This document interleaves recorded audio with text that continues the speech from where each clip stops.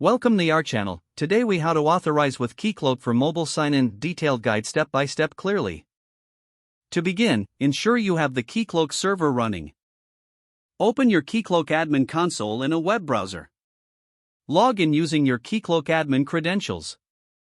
Select the realm you want to use for your mobile application. Navigate to the Clients section in the left-hand menu. Click on the Create button to add a new client. Enter a name for your mobile application client. Set the client type to public. For the root URL, enter the URL of your mobile application. Click on the Save button to create the client. Once saved, scroll down to the Valid Redirect URIs field. Enter the specific redirect URI that your mobile application will use.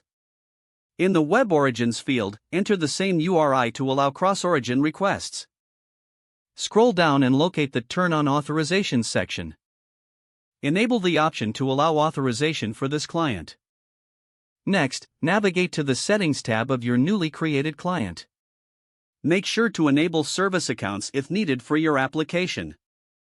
Now, go to the Installation tab to get the configuration details. Select the Keycloak OIDC JSON option from the dropdown. Download the configuration file to your local machine. In your mobile application, integrate the Keycloak Authentication library. Using the downloaded configuration file, set up the Keycloak instance in your app. Create a login button in your mobile application interface. When the button is pressed, initiate the Keycloak login process. Handle the redirect URI in your mobile application to capture the authorization response. Parse the authorization code returned by Keycloak. Exchange the authorization code for tokens using the Keycloak token endpoint. Store the access tokens securely in your mobile application.